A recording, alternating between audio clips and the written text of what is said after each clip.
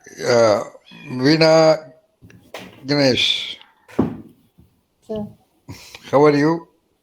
I'm okay, sir. I'm fine. Instead of Aisha Miracle, we have her mother today. Oh, that is nice. Good evening, sir. Good evening, everyone. Good Yeah, evening. good evening, Good evening, Ramesh. Ramesh. Yeah. Please remove that stupid thing from the front of you. Just outside, sir. In about 15 minutes, I should be back home. Okay, please wear it then, because that's the only guaranteed insulation from the Yeah. criminal programs of some of the powerful people of the world.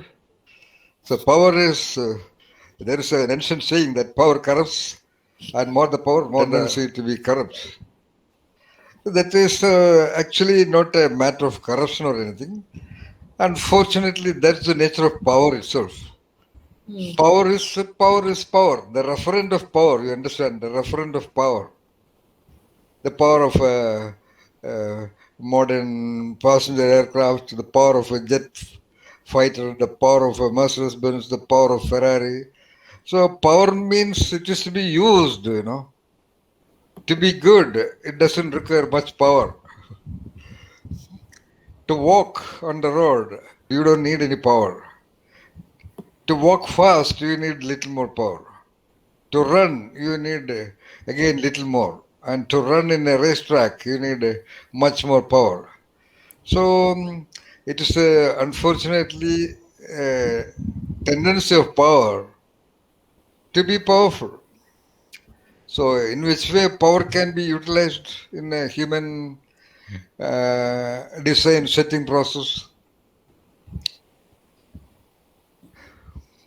Actually, by being aggressive, by encroaching other people's properties and rights, by creating wars and managing wars and again planning for wars. So I think this kind of situation will continue to exist in the world more or less forever until the entire terrain collapses.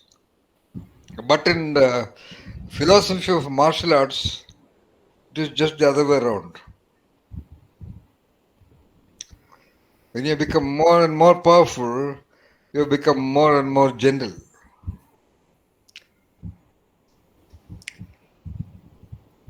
That is why it is so. In martial arts, in all martial arts traditions in the world, when someone becomes more and more competent or when someone masters the art, he or she naturally comes down to an absolutely gentle state of being.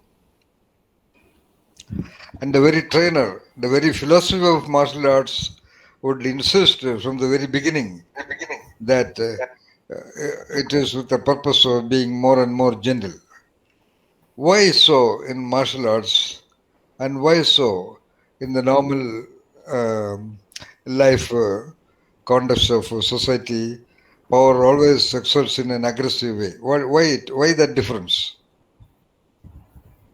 There is a fundamental difference in how people acquire power in by practicing or learning martial arts vis-a-vis power acquired in a position.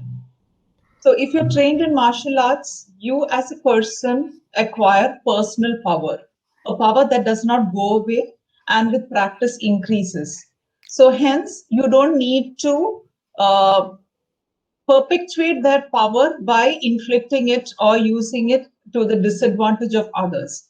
That is why, as you become more competent, you become more gentle and a lot more restrained in using power. The other contrast is power that comes from organizational positions. Their power is temporary, it is available only when you are in that position. So, when people are in that position, they use power to perpetuate their power. And that perpetuation works to the disadvantage of others, works to disempower others, works to control others. And hence, I think the fundamental difference between martial arts and the power you gather from it, because that is a personal competency versus organizational power, which comes to you on account of the role you play in an organizational setting. Anybody else to explain? Question is, why the power gathered or discovered from martial arts leads to gentleness and delicateness and power from other sources, economic sources, official power sources, or other group power sources work in an opposite way. That's the question. May I try to answer, sir, if somebody else is not? Yeah. So in martial arts, the more you train, the more you are in control of your chi, if you take Kung Fu as a methodology. So I think you have to answer to the question. It is not about giving a background and all that. You should have once in a while that capacity to give a focused answer. Come on, like somewhat like Minashi did. Minashi also went a little further. A test of conceptualization. Come on, anybody? you are, when you master martial arts, I am not mastering martial arts. I mean, an exponent of martial arts is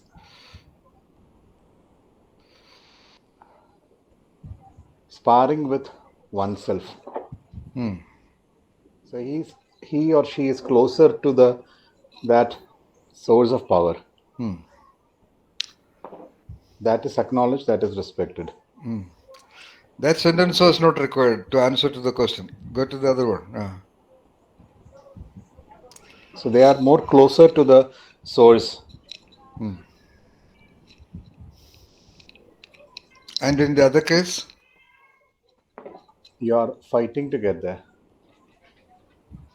Oh, okay. Anybody else? So martial arts is to do with physical power. When No. Okay, all right. Physical power, but to do that, lots of mental, mental alertness, mental attention, mental maturity is required for you to control your physical self. On the other side, the power from in terms of organization or other power, it is more to do with mental power, and that power is to do with authority. So that authority is again short-lived, and but this is coming out of training, out of lots of experiences. Yeah, here also when you answered, you have to be much more clear. Why did you say short-lived and all that? Martial arts is what I have understood is to defend yourself while primarily oneself, but on the organizational power, it comes through a label, and you are given that label to inflict power on someone else on purpose. So that is coming with a purpose to inflict it on others. But martial arts is very subtle. It is to defend yourself primarily. All right, okay. Sir, Anybody else? Anybody else who would like to try by just answering this question by a single sentence? Sir, can I? A single sentence connecting both. It can be a long sentence, but okay, you can have two sentences. All right, two sentences only. All right. In martial arts, one is getting closer to the creature self, and in normal authoritative power, it is with the mind that people are playing. One is conquering the ego, and the other is ego defense. Ego advance mechanism, conquering other people, attacking other people. All right, okay. That's enough. All right. Vandra, Rishika, would you like to try? Minashi, can you use a very, very well-known concept in organization behavior or in psychology to explain that? Last chance. I would look at it from a locus of control. Exactly, that's all. All right, that's it. Don't say I would look at it and all that. Say one is internal locus of control and the other is external locus of control. Absolutely, I stand corrected. Internal and external locus. That's all. Finished. All right, that's enough. So time is managed till now. I don't think anybody else is coming now. All right, I welcome Veena Ganesh to make your presentation. Thank you, sir. Good evening, everybody. So I was thinking of all the learnings that we had gone through, that I had gone through, all the learnings from my days at SCP till now, so which I have shown in the background of this PPT.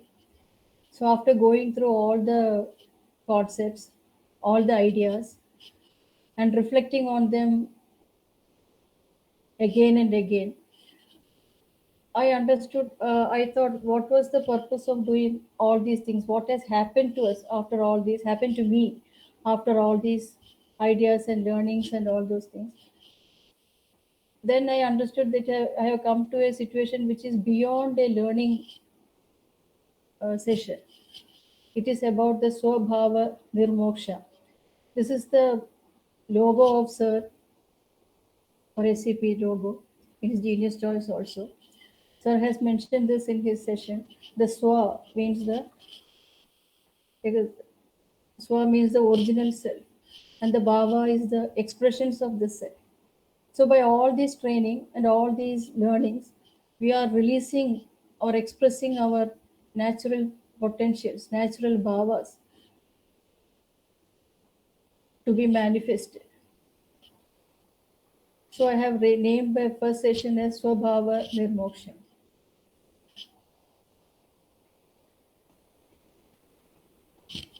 So the genius himself, the genius is a natural state present in each and every one of us, the genius himself. So that should be the natural expression, and because it is not coming into manifestation due to various societal structures, man-made environments, so we are gradually getting out of that situation, or getting out of that thinking influenced by the society and the man-made situations, and begin to rely on our own thinking, our own thought process. All these ideas, about referent, what is the referent of a pen, or what are the linkages of a cup, first orbit of linkage, second orbit of linkage. So all these, we are not copying anything from any textbook or Google or anything. We are only thinking about it directly from us, within us. The answer comes from within us. So we have to rely on our own thought process only, our own thinking, whatever that may be, and develop to higher orbits of thinking. So all the parables are all the ideas that I have put in the background, and much more than that are still there, which I have not been able to put in the PPT. So all these have helped me to express myself more clearly about my own expressions, be aware of my own natural tendencies or expressions of myself. So that is the first slide. Veena-ji, Yeah. can you please repeat Swabhava Moksha? I didn't get the third word. Nirmoksha. Moksha. Yeah, MOKSH. I got that. Thank you. Thank you. Thank you so much. Okay. Moksha means to release or set free. Veena, I had a technical question. Yeah. So in the slide, I think you've used the word cloud, isn't it, to depict the concepts? Use the word? Have you used word cloud to make this slide? What is that? Word cloud. What is Yeah, that? word cloud is a qualitative analysis tool, and the output is very similar. I don't know anything about this PPT making or all the things Ashwati did. All right. I have not entered one word in this PPT. All these things are done by her own. Yeah, because it looks like word cloud, so I thought you had a data set which you used to generate this. No. Okay. She did something. Nice. I don't know what it is. Okay, fine. Yeah, that's okay. Yeah. So I told this idea to her that I would like to have it this way. Then she somehow made it this way. Yeah, it's very nice. Thanks.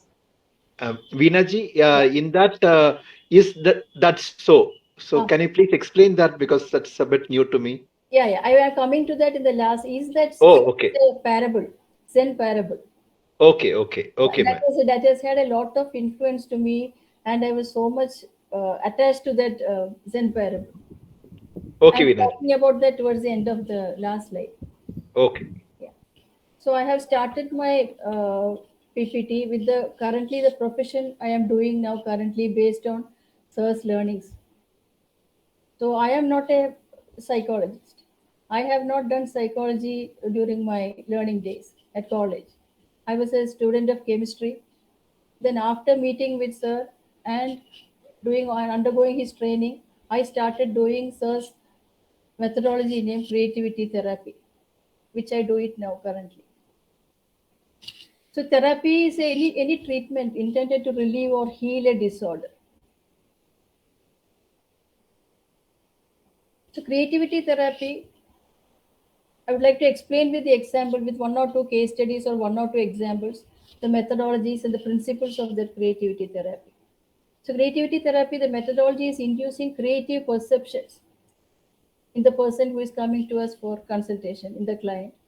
And then they are able to resolve, inducing the creative perception. Once they understand they have the creative perceptions themselves, they themselves start thinking about it and get out of the problem.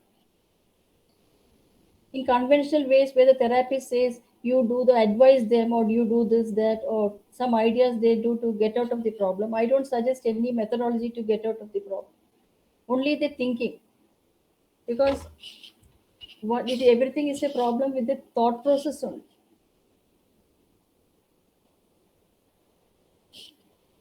So by inducing new thought, I will explain with the example of with the examples. Let me give the example. So I would start with the first therapy session that I had when I started my career. When I first started my career, that was a girl named Divya who came to me. She was 26-year old.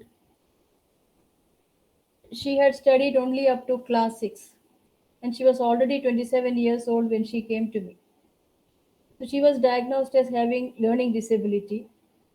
She was very immature. She could not count properly.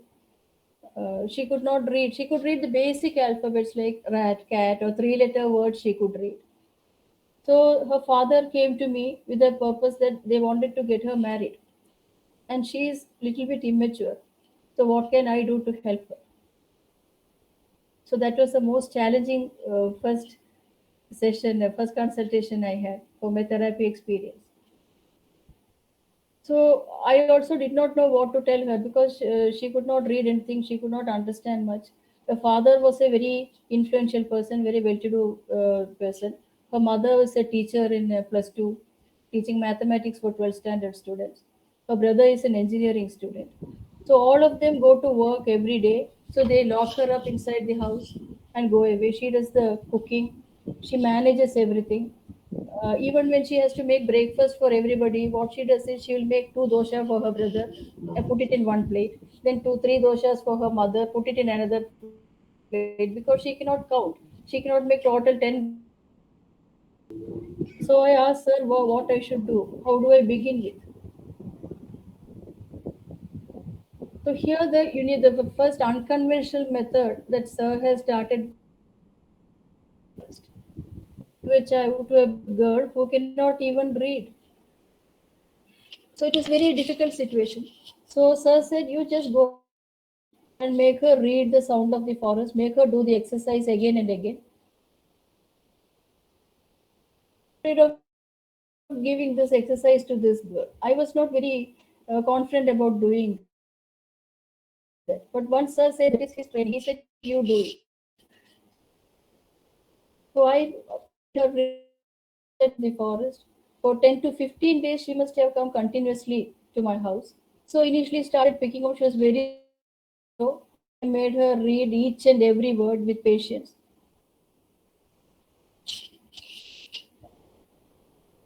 Then she started picking up reading speed gradually. Then she slowly told me, I want to be like my mother. I want to talk in English. I don't know how to talk in English. Can I talk? That was her first request. Then I said, you can talk to me in English. No problem. Whatever comes to you, you can talk to me. From that moment onward, she just started saying without any grammar, without any correct word or anything. In whatever way it happened, occurs to her, she spoke to me. And she continued that till all the 15 days. Then her father came to pick her up. I told him, you must not correct her. Whatever she wants to express, let her express. Don't correct her in any way. So she started talking to her father also in English. So her father immediately said, no, no, that is not the correct way to say. So I told him, don't correct anything. Let her speak whatever she wants, whichever way it comes. So he agreed to that. Then after those 15 days, she went away from me. She joined a Montessori training school in Tripodithara. She passed the test. She became a teacher there. They gave a special concession to her because she was not very fluent in reading and writing. So she was treated as a special case. So they gave her some test, must be objective type or something, I don't know. But she passed the test. She worked as a teacher in the school. So she wanted to dress well and go like her mother. Then one day, one of my friends saw her doing a group song for their what you call the society function or the association get together. She was also well dressed and sitting and singing a song in the group song. So she was very happy. The thing is, this type of change happened to this girl because of this creativity therapy meaning now I took an unconventional stand of making her read for a girl who is labeled as having learning disorder, which nobody will do. Normally, a person is labeled as having learning disorder once they find out that she cannot read the sentence or spell correctly. So the test is, can you spell correctly? Nobody thinks why they are not able to spell. What is the problem? So the Sound of the Forest she read so many times, repeatedly. She became very thorough, and that gave her the confidence that she can, because that is given to Harvard University. Sir has told us so many times, a parable given in Harvard University for management students. That sir is giving to this girl. So that is the kind of confidence, sir has in his conference, or the trust, that because she's a human being and she will respond. That's all. And she responded. So that was my beginning, and that was also kind of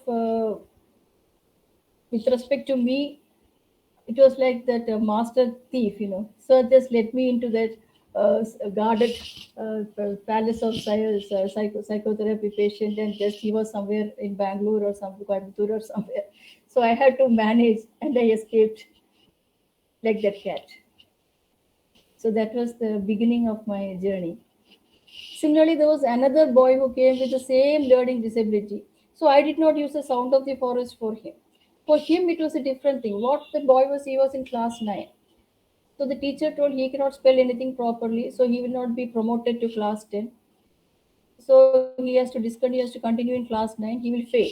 So at that stage, he came to me. He can read apple, small letter, beyond 5 or 6 letter words, he cannot read. That was the problem. So he also had learning disability. Then I asked him what all words he can read. Then apple, all the small letters, but when it comes to big words like entertainment or observation or something like big, huge words, he cannot read them. That was the problem. So I took a Hindu paper that was lying in front of me and made him read some big words. So I think the word was entertainment only. So he read up to enter, and rest of the things he could not read. Then I made him read and reread again. After 2-3 times, he got the word.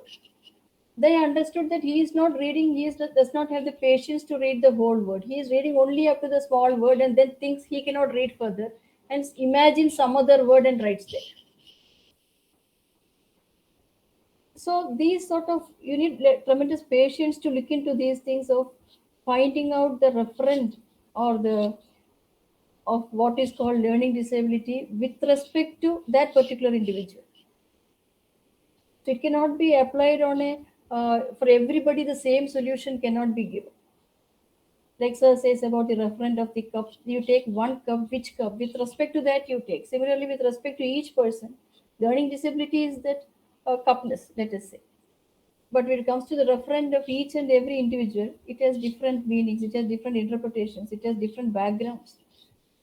Some people cannot hear properly. That is where they may be spelling wrong.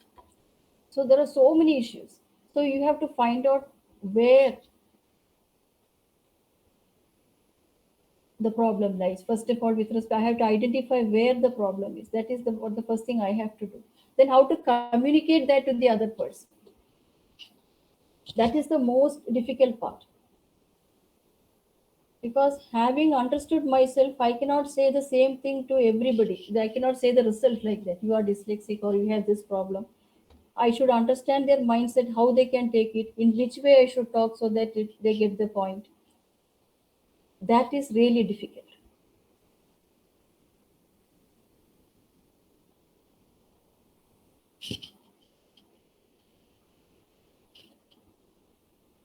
So, with respect to this boy, he did not have a learning disability at all because he could not spell. Everybody labeled him as having learning disability.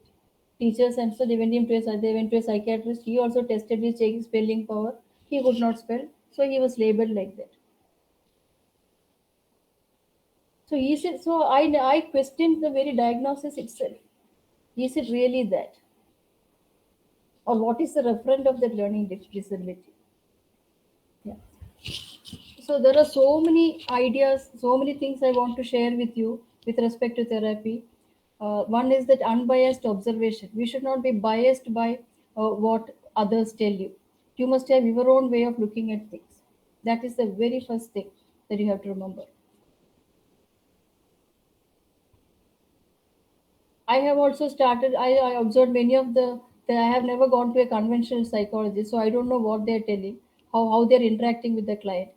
So I used to look at these TV programs and find out what exactly they do, what exactly they do in conventional therapy sessions, how do they manage that. So one thing I found out was they have this American diagnostic manual where all the symptoms for everything is listed there. For example, if you have depression, you have that lack of sleep, no appetite, or not interested in doing anything, just like they're simply being lazy, not doing anything. So many symptoms are listed. So out of that hundreds of symptoms, if you have a minimum of, let us say, 10, I don't know the exact number, you are labeled as having that disorder. That is the point. That is the strategy. That is the methodology.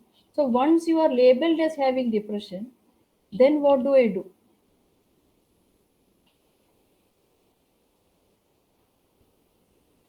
That the person who is coming to me also knows that they are depressed. I don't have to tell them again. Why do you going through all these things? Why should I tell them again what they already know?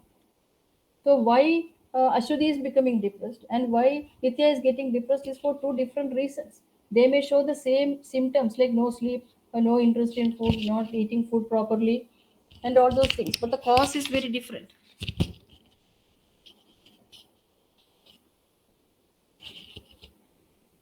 So in normal allopathic treatment, that is okay. Normal treatment, you give a medicine for headache, it cures both the cases. But here, when they come to me, I have no medicines to give. So I have to apply my thinking and find out what is causing that problem. So I should be observing. I should understand the referent of the problem, even if they say depression or dyslexia or whatever, marital issues or whatever. What is that for? Where is it located? That is my first unbiased observation. Why I'm saying it should be unbiased? Because I should not be prejudiced by what the others say. And I also should not have preconceived opinions about the people who are coming to me. That has also happened. Once one of the children who came to me, her father was sexually abusing her. The father brought her because she was in love with some other guy and wanted me to stop her running away with that boy. That was his purpose. But this girl told me something else. Now I cannot go and ask this father. He does not know. If he knows that, she will not come back to me. He does not know that she will disclose this to me. She was in class 10. The child was in class 10. Then I told sir, I don't like this person, this father. When he's like, when he comes to my house, I feel, oh, I don't like this person. I feel very kind of a, what you call, I cannot tolerate that person coming to my house, sitting in my chair, in our sofa. I feel a kind of a disgusting feeling towards him. So I told sir, this guy is not good. I don't like him. Then sir said, you just cannot take a stand like that as a therapist. If you are going to be like this, you make avial or sambar or do something. Don't do this profession. Stop it immediately. You cannot do that. There are people like this in the world. You have to be open to them. If you are being judgmental, there is no point. If you can change him, make him a better person, get out of this, that is your role. Not to for the other criminal cases and all those things. Even if a murderer comes, when they come to me, it is with this purpose. The law will take its own course. They will put him in jail or whatever. So from that day, I got out of that. I decided, I became neutral. I never became judgmental. Whatever my views about anybody or anything, I may have my personal views. The moment anybody comes to my room, I don't. It doesn't color my opinion about them at all. I look at them as they are, not as evil, not as bad, not as good, not as anything. That just them. That's all. So that is very crucial. So these are another of Sir's learning. When you do that, Oh. whatever attitude we have, we simply use the word attitude, Yes. or we simply use the word bias. Yes. There is a neuronal energy field happening in our body. We may never express it even, Yeah. but still, Correct. then that nature process connection is lost. So that is what is happening there. So Once a lot of people may not show their bias, but Yeah. internally they are biased. Yes. But what is the advantage of Veena is that whatever she talks, and if she is ready, she would implement it completely. Yes. So that energy field is doing that work. So when you say unbiased and not judgmental and all that, they're part of conventional therapies also. Yeah. But that is their external manifestation only. But internally, they are keeping that distance from them. They are distanced. Their perceptions and um, cognitions about the other person is actually getting filtered by that internal block. Yes. There is an internal police waiting there. Yes. Yeah. All right. Please continue. So now I think I'm almost 100% out of that. From that day, it was very difficult because I was also very conservative person. What is right and wrong, and all those days. So that was very important to me. This is right, that is wrong, and all those things were very strongly embedded in my mind. So I felt very self-righteous about myself. Also, that is also there. You feel very, I am very right and he is bad and I am good. So those sort of self-importance traps also comes in. So I got out of that also as a consequence. Then focus on the question. Then there is the story. Yeah. The third point I would like to show, sir always says, in his sessions, it's HCP. When a child says 3 plus 2 is 9, or any answer that is not 5, you have to ask why he is saying that. When a child says 3 plus 2 is 7, you have to ask him why. But we don't do that. Normally, the teacher, as a parent, I have also not done that. We say, no, it is wrong. It is 5. We never stop to ask him what is it that makes him say it is 7 or what is the answer. And child, because it is in his younger days, they don't have the power of language to express themselves clearly. So then I thought about the story of Vaikam Muhammad Bashir, Waliga Lisagi, which you have seen the movies also. So there, the boy, the master asked the question, what is 1 plus 1? Onnu onnu metra. So he says, Immini valya onnu means a very big one. So the whole class laughs at him. The teacher gets very angry. He beats him. So he feels very confused. He does not know why he is being punished, why others are laughing at him. He feels the answer is correct, but nobody asks him why he is giving that answer. Everybody says it is wrong. Then this girl Sohra asks him why you are getting punished every day, why you are always saying Imini Valya Onna. Imini Valya, all the boys call him Imini Valya Onne, Imini Valya Onne when they pass that way. So then he explains to that girl, Suhara, he stands on top of a hill and he shows two rivulets flowing from opposite directions. Two rivulets, and they merge together and flow as one big river. Then he says, one and one is one big one. So, so that is so beautiful. Vaikam Mohammed Bashir has written in that book. So that is also what Sir says. You must ask what is the background. So such a creative person, such a beautiful outlook, we are not allowing it to bloom. We are killing it. So whatever that, especially Parvati now she has a baby, she can remember that. What is the correct answer? We are so obsessed with the correct answer. So that is how we kill creativity in children. Then the critical timing of the dialogues. That is also a very important part, because it is not that you know something about, supposing about example, Nita has a problem and is coming to me or not coming to me without her asking, without her saying anything. I must not go on talking about what to do and what not to do. So the timing of the dialogue is very important. Only when it is asked at the right moment, then only it will work. Like in Bhagavad Gita, Krishna gives Arjuna that Bhagavad Gita message, only at the critical time of asking that question. At the critical moment, so long till then they were together, the question was not asked. At that moment only he felt the need to ask that question. Then only it will work. So how to understand, judge the critical timing of the dialogues is also very important.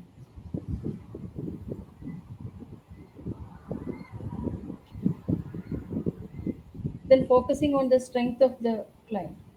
So we always focus on the most of the time that weakness is what is being spoken, that they cannot do that, they cannot do this. What they can do is forgotten or is brushed aside.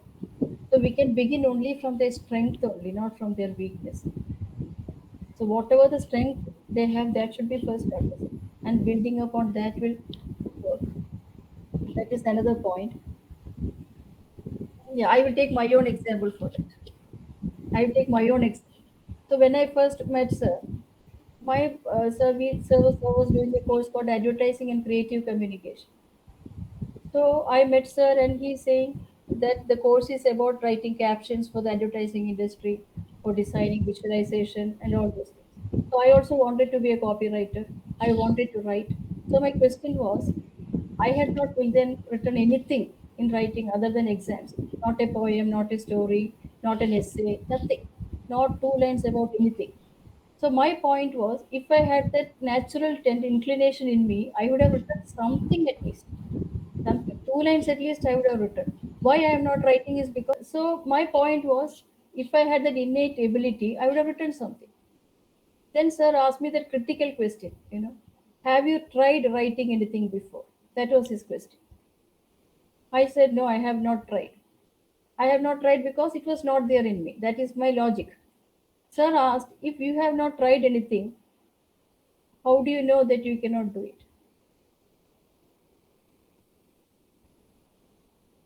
You have not tried writing at all. On what basis are you saying that you cannot write? So I had no answer for that. So that was how my training with Sir started. So so he broke that logic, my logic, the logic to sustain my not writing was, if it was there in me, I would have done it long time back. If it was, but without trying something, you can never say that you cannot do it. That is also very true. So I decided I'll give it a try.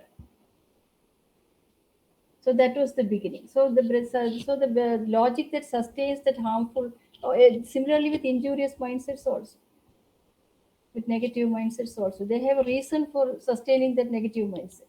They have a logic to sustain that. So we should understand that logic that sustains it, and then give them other perspectives to get out of that. Here, but with the respect, it was not a negative mindset; it was a blocking mindset. So I had this thing of feeling that only my father writes very well. One of my few of my friends I know, they write extremely well. So my parameter was that if I write, it should be like that. So it is never possible to write like another person. I can only write like me. So I thought I will. It is the fear of failure. That is what I later understood. That if I write like that, I will fail. I will not meet my expected standards. Even when Sir told it is fear of failure, I did not believe it, because consciously I did not feel anything like that. I genuinely believed I cannot write. So later on, in the first few days of my days at SCP, Sir will give some exercise like he giving us like the GCP sessions. You write something, it will be blank. There won't be anything. There won't be anything in the paper. One day over, second day over, third day over, still nothing. My page is blank. So one day when I came the morning, so another of sir's trainee was there. She was entering something in the computer. So sir asked me, I have not seen the computer also till I went to SCP. In those days, we did not have a computer. I think sir was the only person who had a computer those times. So sir said, you look at what she has written and say, I read. She had written something about a copy about an advertisement. I read that.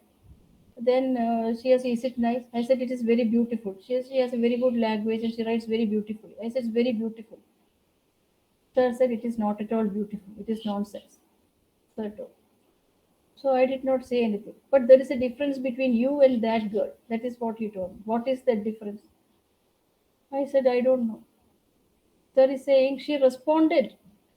But you are not responding. You are keeping quiet. You are not doing anything. She responded. Let it be a blunder. Let it be nonsense. She responded. But you keep quiet. Therefore, if you don't do anything, you don't go wrong. That's all. Only if you do, you will go wrong. So that was the logic. So similarly, my learning started with myself only, not with others.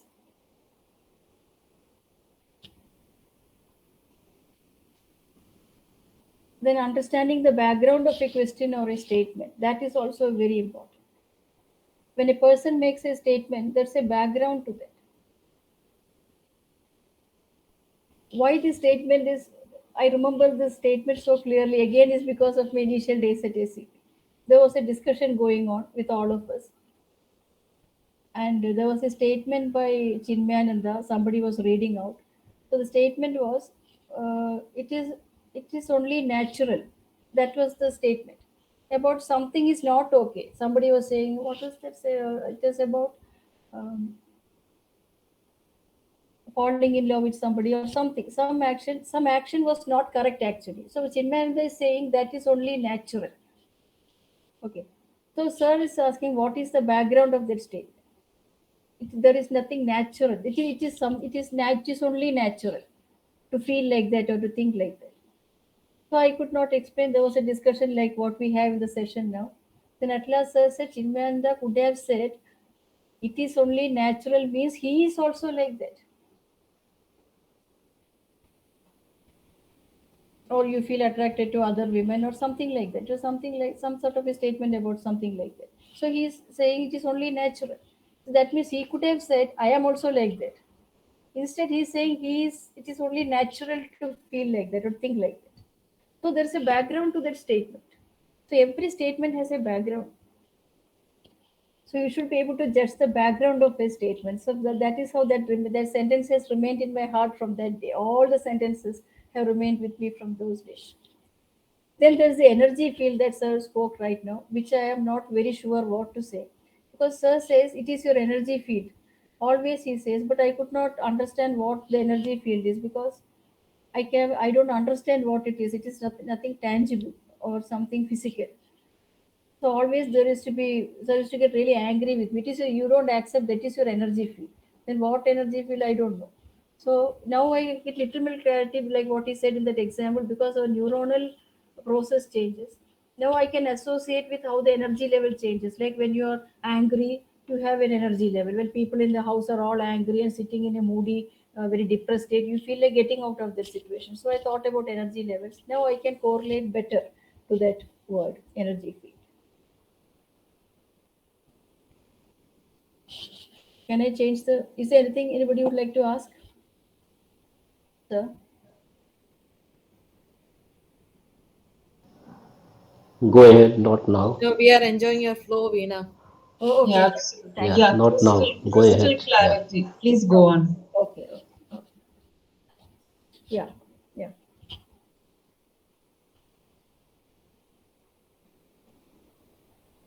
Yeah. So whenever a question is asked by anybody, anyone, I tell them why I narrated my client's issue. Like, the person comes to me, they became all right. So everybody asks, what answer did you give? What did you say? I have also, sir, asked, why also asked, what did you say? So we think it is because of the answer they are getting. Of course, it is because of the answer. But there is no magic answer. There is no magic because all the things I say is very ordinary, very normal, nothing extraordinary, anything like that. So it is about to identify the correct linkage of the question. That is the first step, and find out the referent of the step.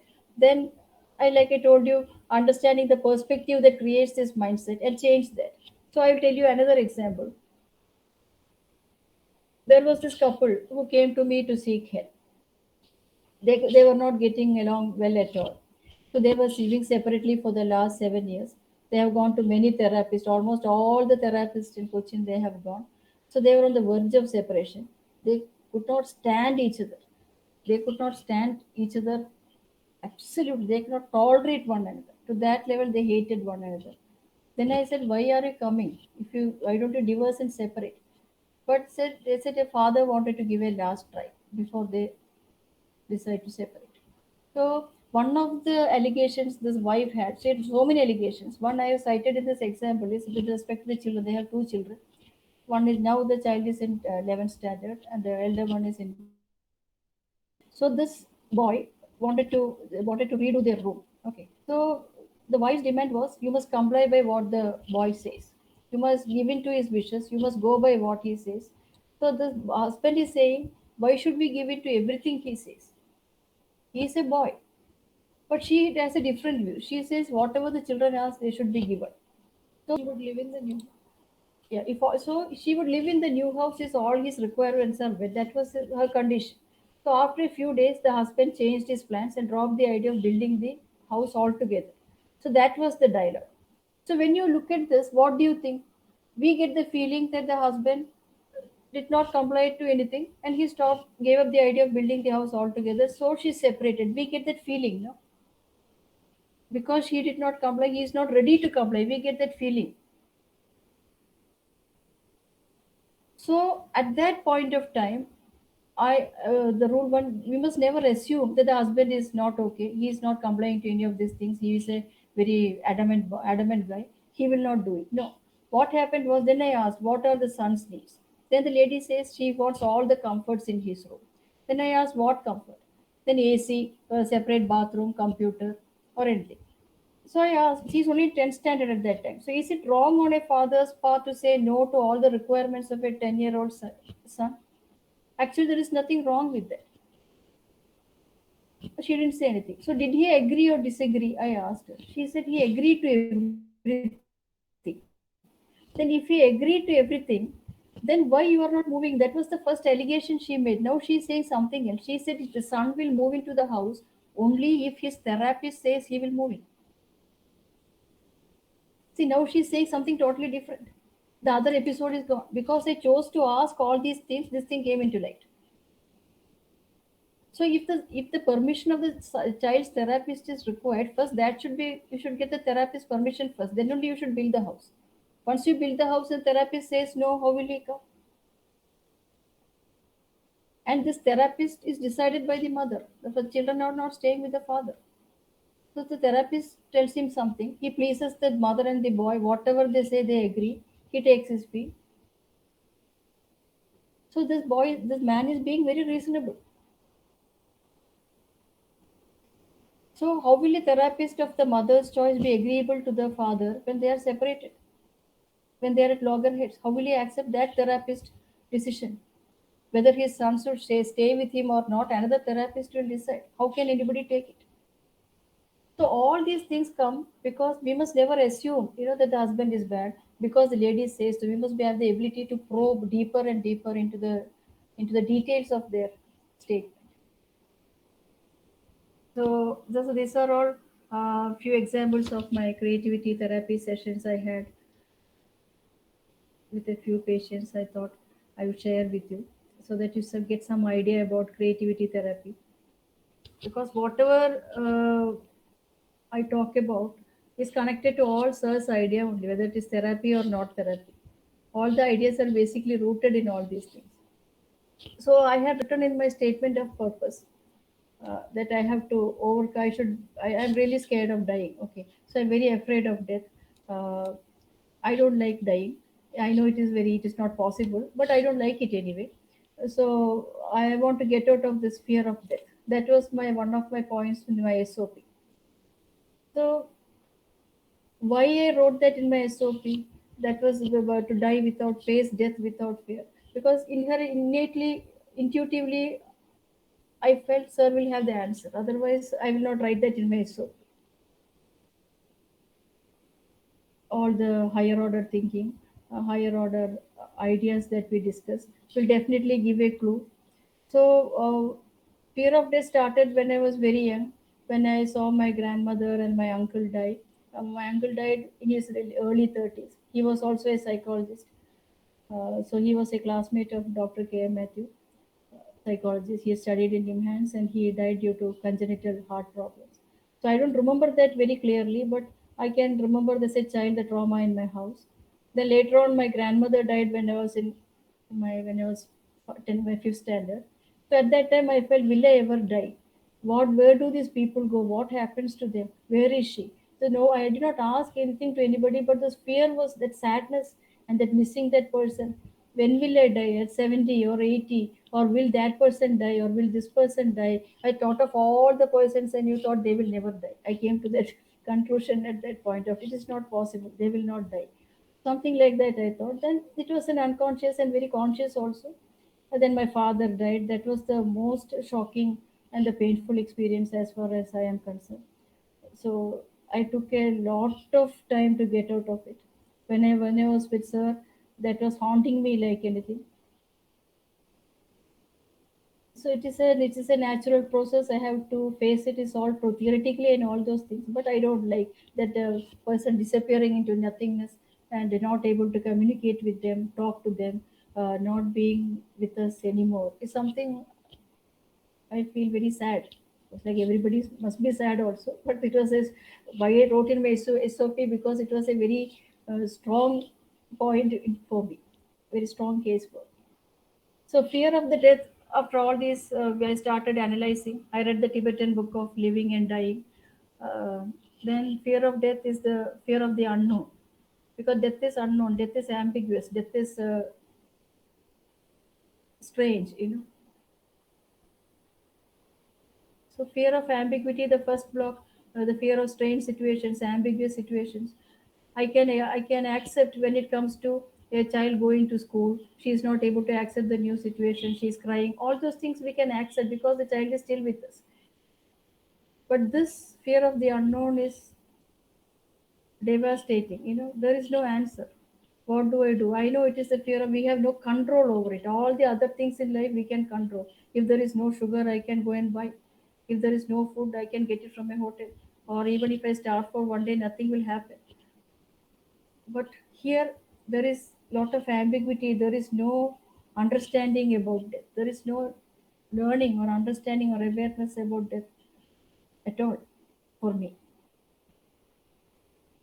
So that fear is about not lack of understanding also, not knowing anything creates fear. Then it's a learned response. Learned response is because once a person dies, all those crying and pain and the expression of anguish and all those rituals and all those things sustain or create that, induce that fear in us. And one of the very surprising thing is after I wrote in the SCP, all the therapy in my not SCP, in my SOP, all the sessions that have come to me, all the people who have come to me have lost their loved ones unexpectedly. Now they are coming to me with grief, and now I have to answer them, I have to console them, I have to make them find peace. So what will I do? I am also searching for the same thing. So Sir also thought I will never manage that. I also thought how to. One of the persons lost his wife unexpectedly. His mother-in-law died 10 days before or 15 days before. She died after 10 days. So he could not get out of his grief. That was one person. Another lady came whose husband died of something. And she was a very bold woman actually, who knows a lot of spiritual ideas. And she says it's a natural, this thing, it's a natural process. We have to accept things and all those things. I did not understand why she was sent for consultation. Then she kept on saying that she is not depressed. Actually, she was depressed, but she put on a pretension that she is not depressed. And everything she had a logic, why she's wearing white sari. It doesn't matter which sari I wear, whether it's colored sari or white sari, it's all the same. What difference does it make? If I dye my hair or do not dye my hair, what difference does it make?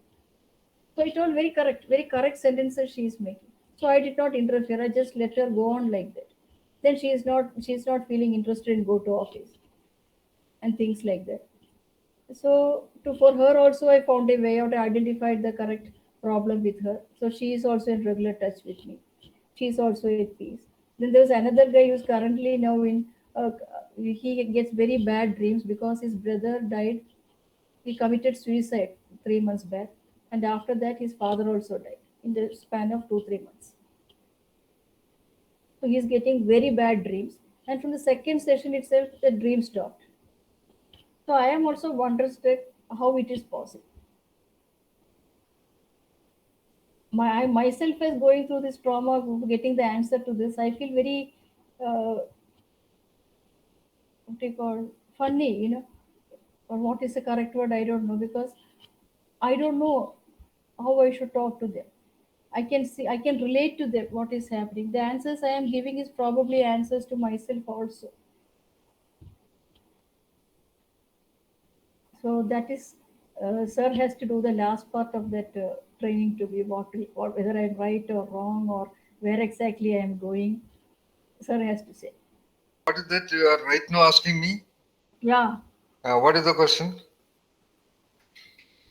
Will I be able to face death without fear? That is for you to say. How? Anyway, I mean, we can talk about it another day. Just No. That's a question happened here. There is no another day. Okay. Already you are talking concepts or ideas or perspectives to people who are apparently not able to manage their fear of death. Yes. All right? Yes. And you are originating certain responses to that. Yes. You did not learn from any book that if someone comes and tell you this fear of death in such and such a background, yes, individually different background, you say this. Yes. Even you do not remember precisely what you were talking to them, right? Yeah. Yeah, that's what I call it. Originated in you. This is what I referred to little time back, that your energy field is in tune with what you do. That's the ultimate level which you have somehow achieved. So, at the time of the so-called death which you are really scared of, when it comes, the same thing will originate a way to manage itself. Yeah. Whether you trust it or not, that's what is going to happen. Okay. That's all. Is that answering to your question? It is answering, but I cannot say till I die, what will happen. So I have to wait. And I cannot tell you also if it comes. So that is the problem. One thing is a universal phenomenon. Have you ever heard of anybody crying that I am going to die? Nobody cries. Somebody in deep pain, like having a severe accident or some severe pain in the body, may say, "Oh, I am going to die." That's only an expression, that's all. But even for such a person with a severe accidental injuries, when the real death comes, even that person faces it very silently. There has never been a single case reported anywhere in history. Even local people, uneducated people or illiterate people or village people or rural people or educated people or highly educated people, whatever, when the so-called death comes, there would not be a fear because of the simple reason that the consciousness itself vanishes. As you rightly said, fear of death is a learned response. All learning starts disappearing when that curve, our Navin's beloved inverted U curve, that energy field goes down like a TV screen is putting off. The consciousness itself vanishes. Then what fear? Nothing. Where it goes, sir? Where consciousness? Consciousness is not going anywhere. It just disappears because consciousness is the output of the organic processes of the body. Because of the central nervous system function. It is there with every other entity too, with the cats and the birds and the butterflies. They all have their own whatever referent of consciousness. The referent of consciousness for human being has a great lot of sense. Poetic sense, imaginary sense, experiential sense, feeling sense. These are all the construction of the human logic. But what is the referent of consciousness? Something, that is some kind of a sensitivity field by which details in the environment are noticed, by which details in one's own organism is noticed, which we name by the word consciousness. Okay, as you go to sleep, there is not that level of consciousness. By applying some chemical so-called anesthetics, you go to unconsciousness. There also nothing is noticed. So consciousness is nothing but, let us say, metaphorically, is nothing but the sound when the engines of the body are working. And by the time you are reaching death, most of the engines are already off. So consciousness becomes very narrow and very peripheral.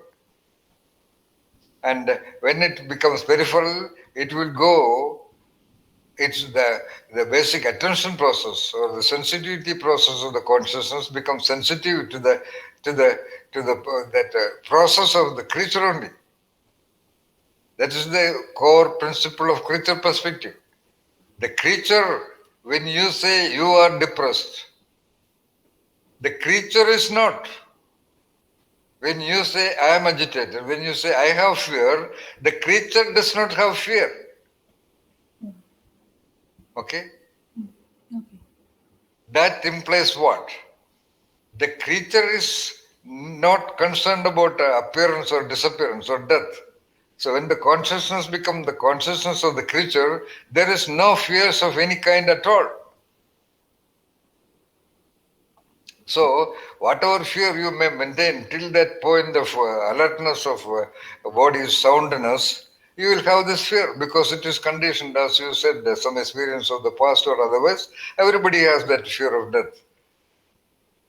But why in the Tibetan book and all those things it is said that you have to be prepared for dying? And that's a totally different topic. That's a different topic.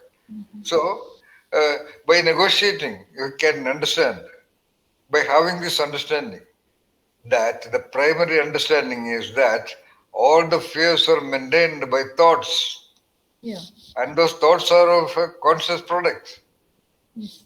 So you can think that the creature is not aware of your fear of death.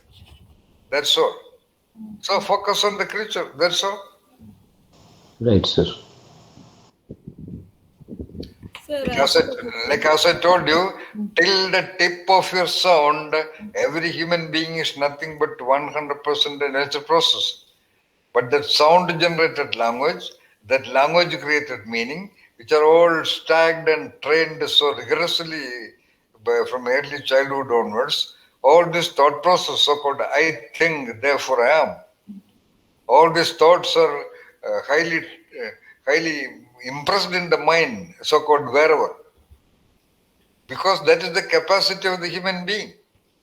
So those impressed thought process, rather the neuronal wirings, will generate that autonomic imbalance, which is called fear. What is fear? It's a name again. What is the organic process of fear? Nothing but a clear, which is called autonomic response imbalance.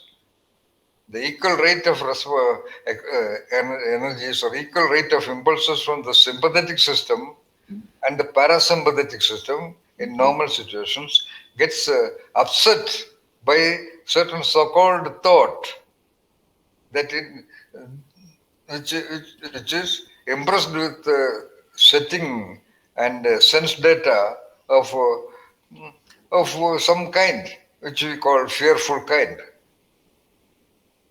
So what is a fearful learning? It has its own large neuronal network. Something like you write Veena Ganesh normally and you put a sign Veena Ganesh, same way. But when you do the signature, the number of neurons involved is much larger because the awareness that I am going to sign. That is the simplest example. So when there is a so-called fear, the number of neurons involved is so high. Therefore, the heartbeat increases, there is respiration blocking, then the intestinal processes are affected. So basically, fear is located in the small intestine.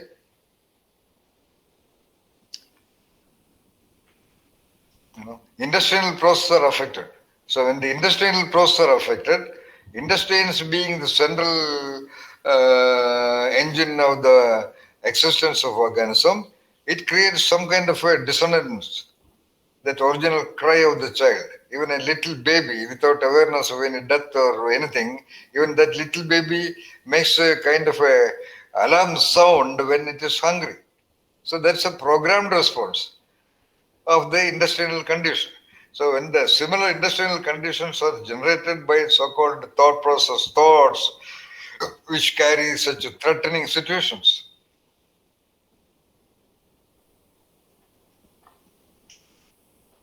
So if the digestion process is very correct, in fact, there cannot be any fear in general.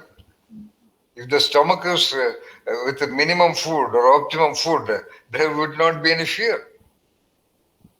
Rather, the fear percentage would be much less, for example. So fear is something much more deeper also. As I said sometime back, I don't know whether to you, fear is more powerful, no doubt, whatever we name as fear. Because that is a programmed response. It is a survival response. If there is no programmed response of fear, a child may end up in danger. I suppose I told you an experiment, a crawling baby, that means less than 3 months or so. I suppose crawling age, whatever it is.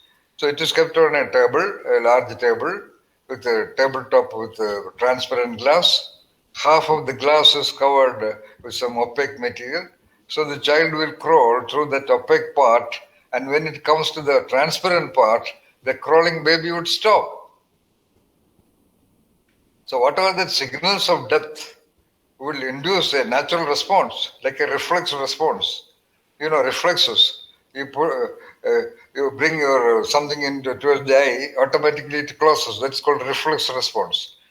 So fear is a reflex response, which is present in every organic being. And experiments of Jagadish Chandra Bose of Calcutta, he has proved that even plants have that so-called response, which can be named fear. So, because fear is a survival response, but that fear is a different fear. But somehow, during the learning process of the children, that mortal fear, what's called, that survival response fear gets associated with the normal fears. For instance, a little baby cannot feel fear at all. Let's say it becomes 8 months old or 9 months old or 1 year old or 1.5 years old, I don't know. At that time, what the parents do, parents also induce the fear as the best strategy to get the child listen or obey. Nothing else will work. So what the parents would do, parents meaning the mother or the father or the servant maid or anybody else, what they do, they will not talk. That normal talk will not induce fear. What they talk, if at all they talk, it will be in a raised volume with a raised expression on the face. That only induces that other survival fear in the child. Like by whatever reason the child stopped crawling when it reached the transparent part of the glass, a similar reflex reaction happens when a familiar person, the mother to whom the child has been going, the very mother which is the ultimate asylum for the child, and the very mother is shouting in a raised voice. So that would induce the get engaged with that mortal survival fear, which has nothing to do with this. Okay? So that is the way fear is induced and rather trained, rather impressed and reinforced in every child.